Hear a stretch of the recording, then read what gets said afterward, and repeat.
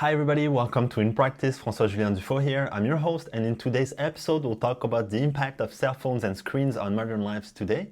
And I personally run a multi-million-dollar business portfolio without using emails for more than 30 minutes on most days. And my phone is set on Do Not Disturb by default all day and unused from 5 p.m. to anywhere between 5 and 9 a.m. the next day.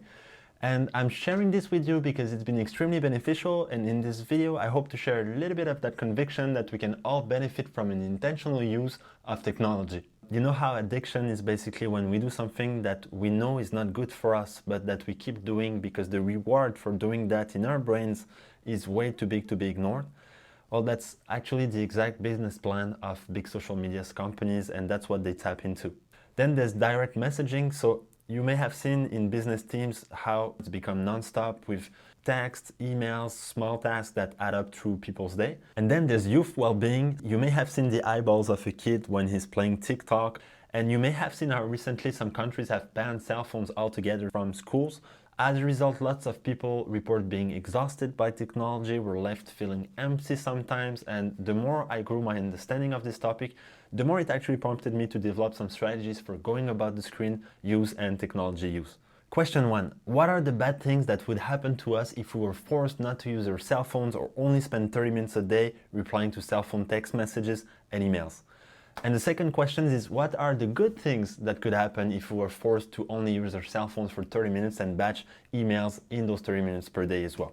So first of all, if you call the people that you really care about and have real conversations with them over the phone or meet them, they won't mind as much if you're not commenting or taking longer to reply to their text messages.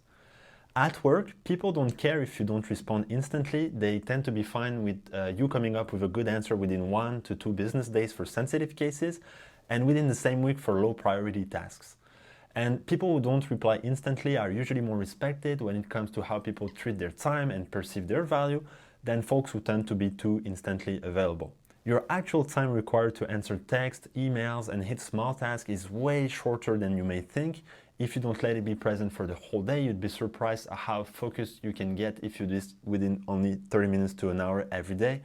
Depending on the level of priority, I'm just getting back to people later in my set time in which I address tasks, and it allows me to do so in a way that's more focused. Also, I typically give better answers. Typically, some emails imply longer tasks, and I'll forward these to a longer task folder. And then every week I decide how long I'm assigning to various long tasks in various spheres of my life. And this is not the whole list, but I would conclude on saying that my evenings are for the most part work-free.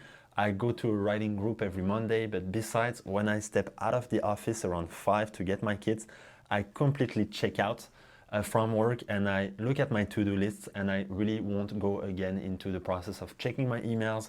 I may talk about business with my wife a little to keep ourselves posted on what's going on in our lives, but that's about it. This is it, folks. As we've seen, technology is a great thing, but it also comes with real issues that needs to be addressed.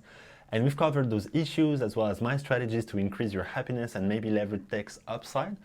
So again, I hope you enjoyed this video on the impacts of technologies and screens in modern lives today. Hopefully this helped you increase your awareness of the upsides and downsides, as well as pick some of the strategies that you want to use moving forward.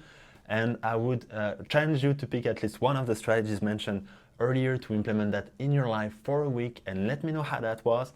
And I again think that there's a good opportunity for those who actually raise above those distractions despite the pull of technology to actually get more real work done and also maintain relationship through live conversations and meeting people in person without being constantly pulled to our phones to do it.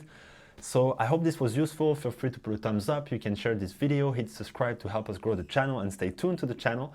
And so you can get more content on how to grow your life and grow your business. Again, this is In Practice. Thanks for watching. Be well, and I'll see you in the next one.